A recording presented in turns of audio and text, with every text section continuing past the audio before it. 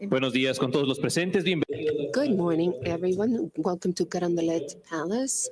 Next, the Foreign Minister of Ecuador, Gabriela Sommerfeld, and the Secretary of State of the U.S., Marco Rubio, will be giving a press conference after the meeting with President Daniel Noboa. A note to our friends from the press.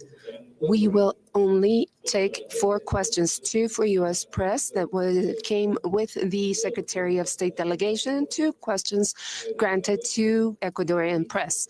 Once we conclude the remarks, we will go to the press release. Thank you very much, and thank you, and good morning to the National International Press Secretary Rubio.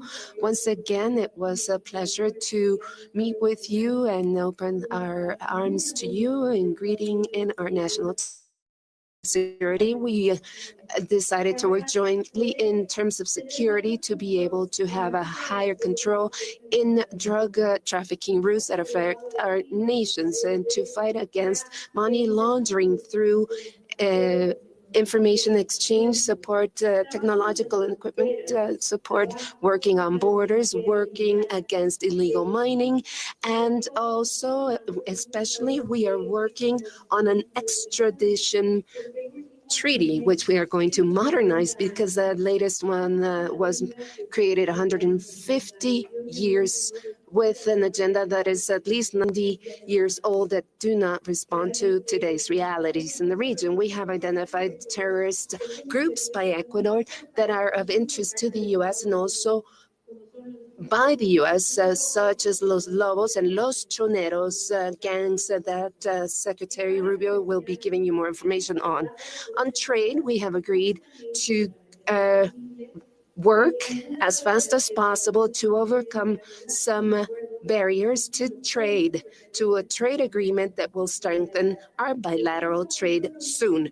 We're looking for a safer environment for attracting U.S. companies investing in Ecuador to create more jobs in our country, financially and economically.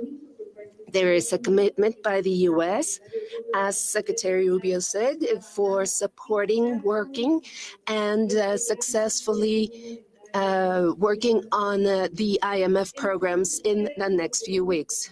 So what is that we are seeking through our relationship in this meeting? We are seeking to put together 2 nations, the U.S. and Ecuador, our region, the Americas, and to make them secure and prosperous without threats from transnational organized criminal organizations and terrorist groups that want to subject our citizens to violence and to create countries that respect democracy and work under the principles of rule of law and human rights. Thank you very much. Ahora damos paso al señor. We now give the floor to Secretary of State Marco Rubio. Thank you very much for the opportunity to meet with you today. This is my second visit, but the first as Secretary of State. I was here as a senator several years ago, and I came back today. It was an honor to meet with you in two very important meetings. First, we have to say that without security, we cannot make economic progress. This is something that our president, the Ecuadorian president, know well.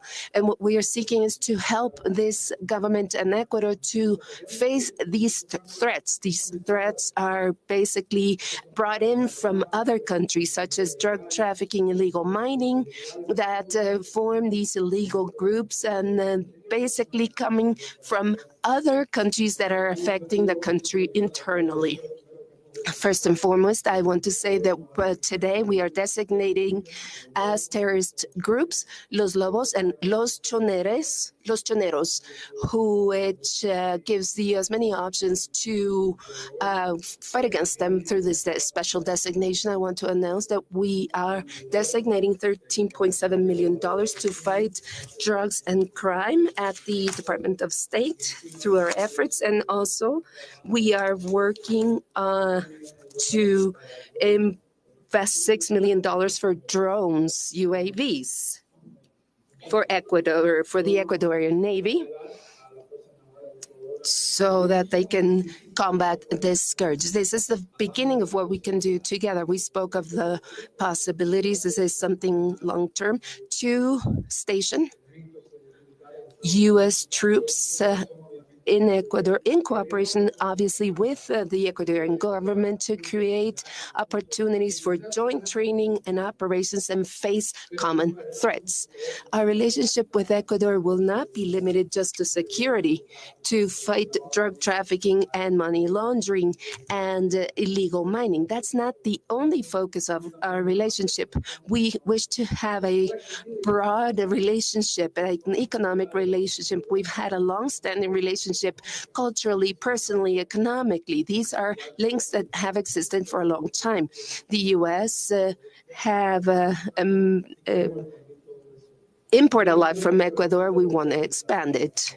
I'm not in charge of tariffs, but I do understand their importance in our bilateral relationship. We've made much progress in that regard. We've made much progress in our negotiations, and we hope that soon we will be able to have a positive announcement to strengthen and promote our capacity to expand our relations, not just to maintain them, but expand our economic relations. We also spoke about the IMF. This is something that is the purview of the U.S. Treasury, but we will be speaking to them to see what can be done. This is something that can be solved, and we can see positive results in that regard. We also spoke about the hemispheric threat that comes from narco-terrorist groups. We used to call them narco-traffickers, but they're really narco-terrorists. They commit terrorist acts against the government, against the population, against countries. And you've lived this yourselves in specific areas. It's important to say this. There are places in the country where people live peacefully, but violence is concentrated in geographic areas along the borders due to human mobility. This is something that has grown because there's such a huge inflow of cash in cooperating with foreign groups like Venezuela, Cartel de Colombia, Cartel de Mexico. These are things that affect the country internally. We are 100% committed to work together because this is a threat for us.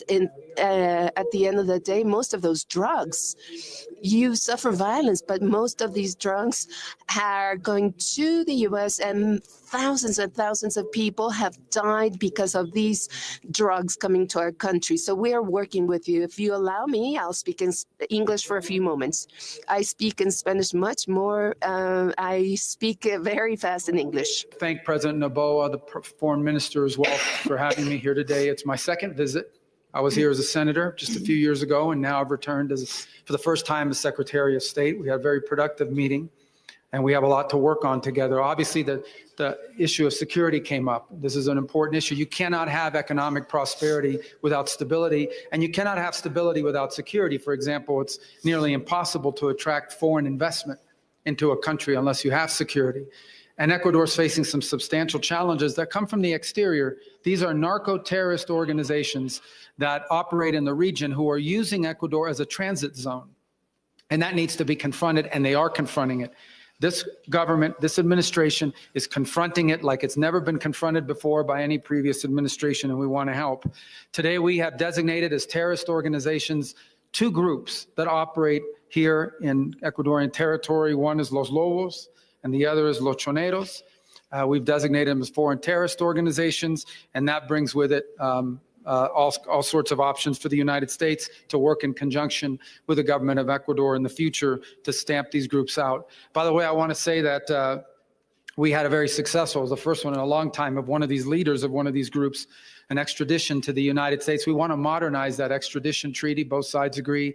It's a pretty, we were able to get this guy because he's committed so many crimes. Even a law that was 120 years old fit him, but we need to modernize it, and we're going to work together on that.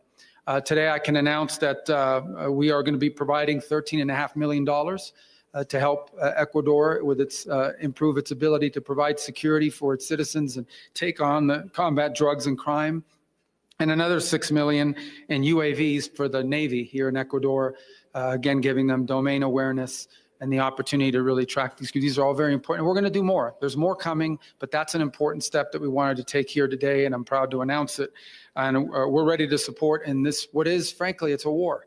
It's a war on killers. It's a war on terrorists. These are not narco traffickers. These are narco terrorists who terrorize the countries they operate in. Our relationship with Ecuador will not simply be based on security. It will not simply be based on the fight against narco-terrorism. We also want to amplify, we want to grow an already existing and vibrant economic relationship. And so we are hopeful here that in a couple of weeks we will reach agreement. We're very close now on a trade agreement that we think will be incredibly beneficial to both of our economies. In fact, our economies are very compatible. What they export, we don't do. What we export, they don't do. So it's a really good fit. And we think we're very close to that.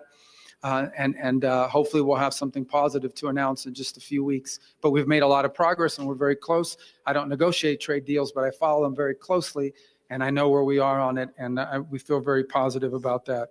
So this is an important relationship. They're an incredibly willing partner, and I want to just say that President Noboa and his administration has done more just in the last couple years to take the fight to these narco-terrorists and these threats to the security and stability of Ecuador than any previous administration in the past. And sadly, I hate to say it, but there were previous administrations, going back 10 years that were actually cooperating with some of these terrorist organizations. And when we see someone that's willing to stand up at great risk, personal risk, broader societal risk, we're going to be 100% supportive. It's the reason for my visit today. It's the reason why we'll be working very closely with this government to achieve our mutual our goals that benefit both the United States and the great people of Ecuador. Thank you. Muchas gracias. Muchas gracias, secretario. Muchas gracias, señor secretario. Thank you, Secretary. We will now go to questions from the press. En primer lugar, queremos dar First, we give the floor to Daniel Borja, TCN Television. Gracias. Good morning, Secretary Rubio, Foreign Minister.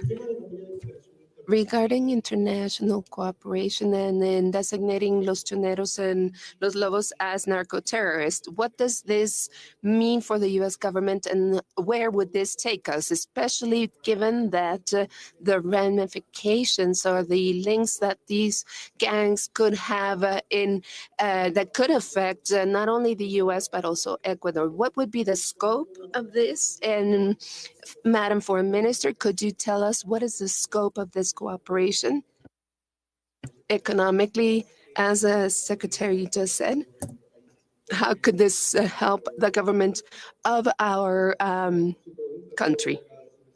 Regarding the designation of these two groups of FTOs, this will allow us to go against the assets, properties, and monies of any individual in the U.S. or in the U.S. banking system related to these groups. This is something that we have used quite successfully in Haiti, for example, and other countries. Secondly, it allows us something that I did not talk about is intelligence sharing. Sharing intelligence is limited because it cannot be used in operations that could lead to lethal actions. That is, they can capture people, but now we can share information without limitations as to how the government of Ecuador can use it against these terrorist groups. They're terrorists. We can help them fight these terrorist groups. These are examples of opportunities that we have thanks to this designation. There's another group we're considering. There are other groups that we are considering as designated. We have a process through our system, a legal process we have to follow. And hopefully in the next few weeks, we will at least have another couple, one or a couple designations. Terrorist designation mean? It means that we can now, number one, go after the money, the properties, the banking system of anyone who's related to these groups. In the end, what you find is these groups are making money. That money finds its way into the U.S. or dollarized banking system. We can now go after them, and it's proven quite effective, for example, against the gangs in Haiti and in other parts of the world. The other is from an intelligence sharing standpoint. It now allows us to share intelligence that can be actioned for potentially lethal operations. And by that means the ability to kill terrorists. And not by us, but by the host country. Sometimes in the past, you can't provide them evidence that they're going to use it to arrest them, yes, but if they're going to use them to go out, well, these guys don't usually go down willingly, and so, it opens up the aperture for the amount of intelligence that we can now share, which is very valuable when you're trying to wage war against these vicious animals, these terrorists. Muchas gracias. Con respecto a la pregunta que se... Thank you. Regarding the question you just asked us to the scope of this cooperation and the economic terms of our meetings, just as the Secretary of State and myself have stated, we spoke about the moment that is approaching Ecuador, because we have a board meeting with the IMF. We will have the vote of the U.S. We have spoken about programs and disbursements coming up so we can have greater stability and growth in our country. These resources are extremely important to Ecuador, and they will need the support of the U.S. for that. This does not mean that we will continue working on other programs for financing projects and other mechanisms that we have been using with the U.S., such as the DFC, who finance some of our important projects in infrastructure and energy in Ecuador. Muchas gracias. La siguiente pregunta. Thank you. The question will be asked by John Hudson from the Washington Post. Gracias. Mr. Secretary, when it comes to the drug trade, Venezuela is not the most problematic country, but it is a major U.S. adversary. Should we expect smugglers coming from friendly U.S. allied nations like Mexico and Ecuador to also face unilateral execution from U.S. forces? And if so, will the administration seek authorization for the use of military force? No, you're wrong in your question. Number one, Venezuela is a major source. And the reason why is the following. And I've seen a lot of this reporting, and it's fake reporting, and I'll tell you why. It says that somehow Venezuela is not involved in the drug trade because the UN says they're not involved in the drug trade. I don't care what the UN says. The UN doesn't know what they're talking about. Maduro is indicted by a grand jury in the Southern District of New York. That means the Southern District of New York presented the evidence to a grand jury, and a grand jury indicted him. And then a superseding indictment came out that was unsealed about a year and a half ago that specifically detailed Maduro's actions. So number one, let there be no doubt, Nicolas Maduro is an indicted drug trafficker in the United States, and he's a fugitive of American justice. Number two, for cooperative governments, there's no need, because those governments are going to help us identify him. They're going to help us identify him. Now, they're going to help us find these people and blow them up, if that's what it takes. They're going to help us with it. I don't know if you saw yesterday, Trinidad, a country that has suffered greatly from all these drugs coming out of Venezuela, they were congratulating us for it. They thought it was a great thing because they've suffered from it. So we're going to continue to hunt for, like we always have, but this time we're not just going to hunt for drug dealers with the little fast boats and say, let's try to arrest them. No, the president has said he wants to wage war on these groups because they've been waging war on us for 30 years and no one has responded. But there's no need to do that in many cases with the friendly governments, because the friendly governments are going to help us. They may do it themselves, and we'll help them do it. La pregunta fue sobre si los Estados Unidos va a tomar. The question is whether the U.S. will take measures. First and foremost, Nicolas Maduro is a narco trafficker. This is not just me saying it. It's a grand jury that says so in New York. In New York, the prosecution presented the evidence, and he was indicted. A grand jury of the people of New York. And 2 years ago, a new indictment was put forth, detailing the role of Nicolas Maduro, especially during the Chavez years with drugs. You say, oh, the UN don't agree. I don't care what the UN says. I don't care. He is a fugitive of the U.S. justice. He's not the legitimate leader of Venezuela. We never recognize him. He is an indicted fugitive causing trouble in the region, and he was indicted by a grand jury in the Southern District of New York. The second question is whether we'll have similar actions to what we had a few days ago with narco-terrorists, with allied countries. And I can tell you that in these countries, perhaps it won't be necessary because these countries will cooperate with us. They will be working with us in those actions. For Venezuela, they can't cooperate with us because they're part of terrorism. They're not a government. That is clear. Nicolás Maduro is not a government or a political regime. They are a terrorist organization, an organized crime organization that have taken over a country so that they can become the leaders, so that they can become billionaires. And that is why they were indicted by the courts in the U.S. But with Ecuador and other friendly countries, they're cooperating with us. In Venezuela, there is no legitimate country or cooperation. They are, in fact, involved in drug trafficking. Do the agreements that you mentioned, do those include taking third country migrants deported from the U.S.? And is Ecuador agreeing to do this in exchange for security aid that Secretary Rubio just announced?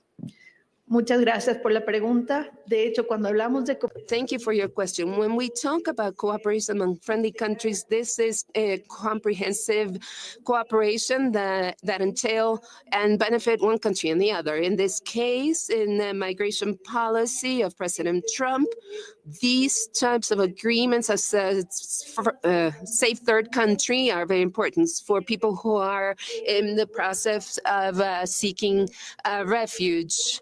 The Ecuador will support the U.S. It's symbolic and important for our partner. We will do so in a coordinated fashion by protecting the interests of the Ecuadorian state and given the right that the Ecuadorian state has to reject those that we believe are not positive for our country, and we won't accept their paperwork. So, of course, we will do so because this is important for our partner. As Secretary Rubio just said, we have a broad cooperation framework in several issues. Migration is one of them. President Novoa, the fight against illegal migration is very important because it also is part of transnational organized criminal groups that benefit from the suffering of civilians in the region and in our country. Thank you. Denise Salazar from Visionarias. Good morning, for Minister. In your opinion, how did Marco Rubio receive the explanations received by the ministers that were part of the meeting regarding the conflict between the Ecuadorian state and narco-terrorism? And for you, Secretary of State Rubio, you spoke about the possibility of having a military base installed in Ecuador. Thank you again for your question. How was this information received? Well, it's information that is exchanged every day through our borders, and it is received through diplomatic channels. These meetings where we have a chance to see each other personally, eye to eye, to hear our voices directly, they're so important. This is where you can see that we share values, that there is a good relationship, that we are all focused on the same goals, because the goals that President Noboa stated for his government are very similar to those that President Trump has.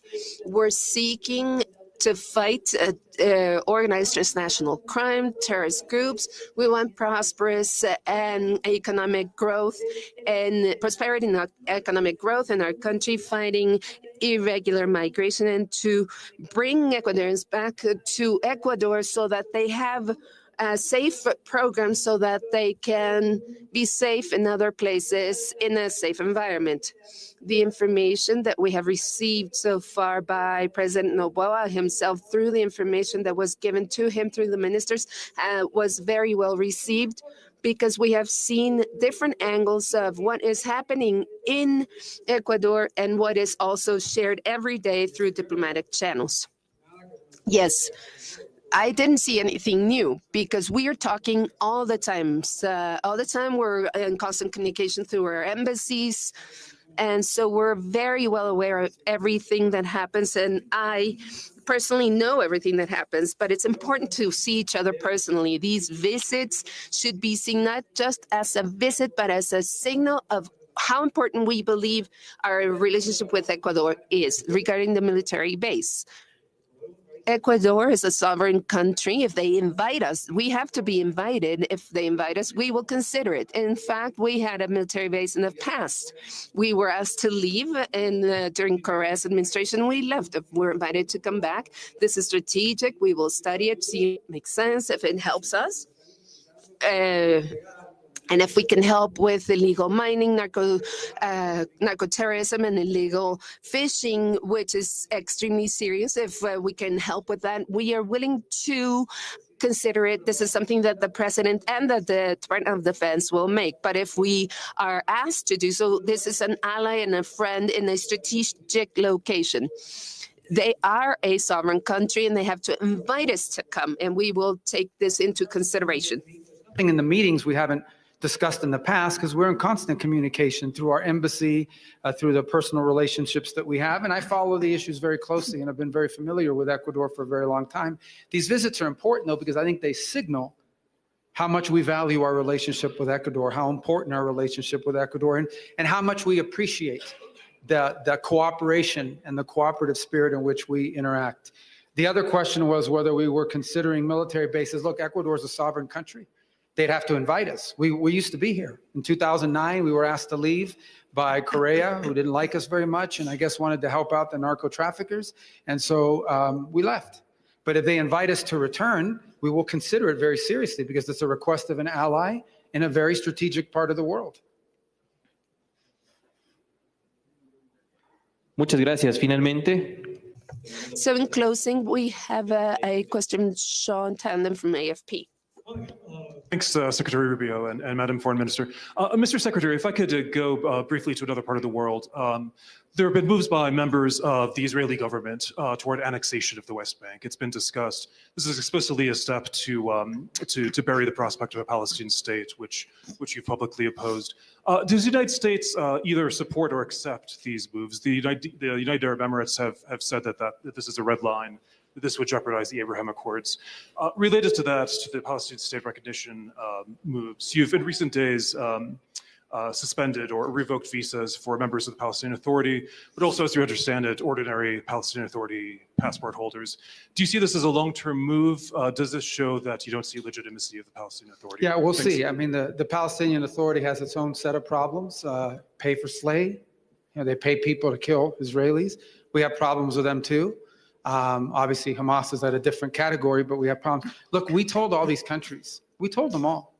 We said, if you guys do this recognition stuff, it's all fake. It's not even real. If you do it, you're going to create big problems. There's going to be a response from Israel. You're going to make it harder to get a ceasefire.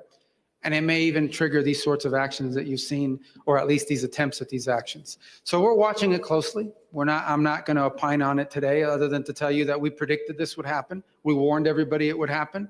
But nonetheless, some of these people decided they wanted to move forward with something that's illusory. Right now, we should be focused on how do we end this war in Gaza? How do you eliminate Hamas? How do you disarm Hamas? That war could end tomorrow if Hamas just disarmed and surrendered and released the 20 hostages, which shouldn't even be there. Would end. Hamas refuses to do that. So, but that said, we don't like the humanitarian suffering. We've offered a lot of aid. We've provided a lot of aid. We're prepared to provide aid now, and we're prepared to provide a lot of aid after the war ends as well, along with other countries around the world. But as far as what you're seeing with the West Bank and the annexation, that's not a final thing. That's something that's being discussed among some elements of Israeli politics. I'm not going to opine on that today. What I am going to tell you is it was wholly predictable. We told all these countries before they went out and they did this, we told them that if they did this, they went through with this thing, there wasn't going to be a Palestinian state, because that's not the way a Palestinian state is going to happen, because they have a press conference somewhere. And we told them that it would lead to these sort of reciprocal actions, and it would make a ceasefire harder. And by the way, let me tell you something. The day that the French announced their thing, the thing they did, that day, Hamas walked away from the negotiating table. They immediately increased their demands and walked away and stopped negotiating. So we also warned that would happen. And it did. So, but sometimes, these guys don't listen. They do what they're going to do because of their own domestic politics, which is fine. But these are consequences of that.